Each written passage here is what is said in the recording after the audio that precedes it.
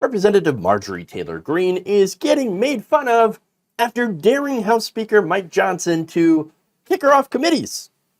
Taking to Twitter, Speaker Mike Johnson is talking about kicking Republican members off committees if we vote against his rules/bills. This comes after he's serving Chuck Schumer and Biden's every single wish and passing major bills with Democrats and not the majority of Republicans. It's not us who was out of line. It's our Republican elected speaker. By the way, being kicked off committees is nothing new for me. Badge of honor. Don't threaten me with a good time.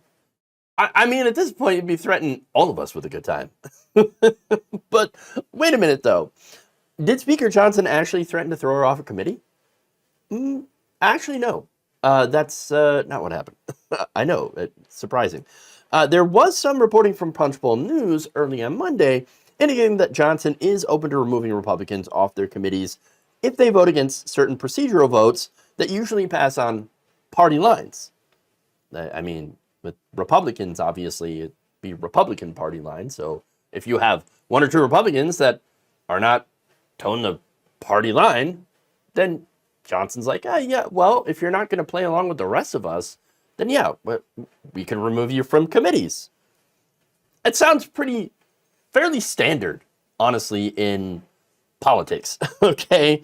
Now, that said, it doesn't apply here. A person familiar with Johnson's remarks told Business Insider that they were hypothetical and related to changes that House Republicans may make under the next Congress rather than in the immediate future.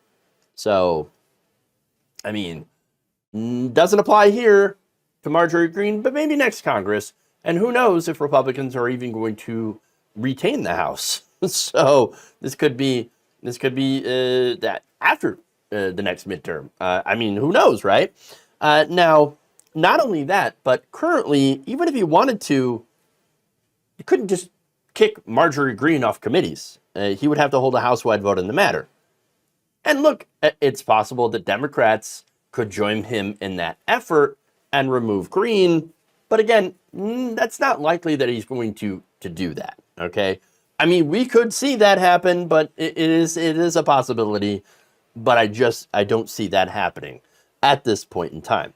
Then again, I'm talking about facts. I'm talking about reality. This is not something that Marjorie Taylor Greene is really all that interested in. Jewish space lasers. I'm just saying. About the only thing she is correct about in her post is the fact that she was previously barred from serving on committees.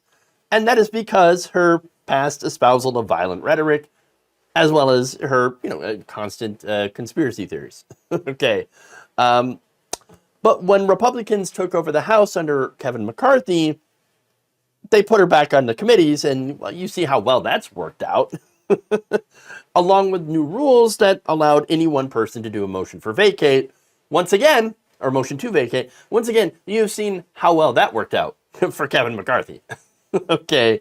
That said, she is going to go forward with her motion to vacate against Speaker Johnson, but only has two other Republicans, Thomas Massie of Kentucky and Paul Gosar of Arizona, joining her. The rest ain't interested. Even if they're not happy with Mike Johnson and his leadership, they're like, oh, no, the bad idea right now, okay? Let's not. We already have a razor-thin majority. We do not need to go into further into chaos, all right?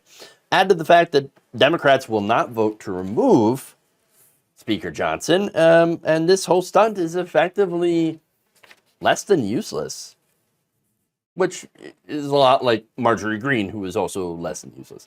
Now, she got called out online, and it's fun. Red Wave Press writes, Johnson has an extremely slim majority in the House, and it's impossible to get Republicans in the House to work together because of people like you. Ousting Johnson is going to do nothing, just like it did nothing when McCarthy was ousted. Jared Ryan Sears points out, after a month of threatening to motion to vacate, but being too afraid to bring the vote, good point, Ms. Greene is back to playing the victim. All of Greene's failures are everyone else's fault. The fact that the House is passing bills to help our ally, Ukraine, and to fund our own government is actually a nefarious deep state plot. Ah, yes. Everything is always a conspiracy, the uniparty, or the media, which somehow has all the power. Weird. The fact is that Greene is inept and doesn't belong in Congress. Another person says, maybe being kicked out of Congress would be a badge of honor for you too, Marge. If so, I would wholeheartedly support that reward for you. Fun. Another says, you should have never been put on any committees. A wise decision on his part. And then finally, Clarence for Georgia writes, being completely irrelevant in the House isn't a badge of honor. Well, to be fair, Marjorie Greene was never relevant when it came to actual legislation. Can you think of anything that she's actually done to try to help her constituents' lives be better? I mean, has she done anything for her voters? No, she's put forward nonsense.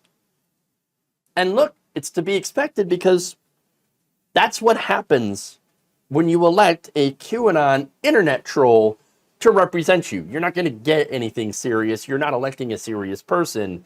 You're just electing someone who likes to argue online and likes to get clout and attention.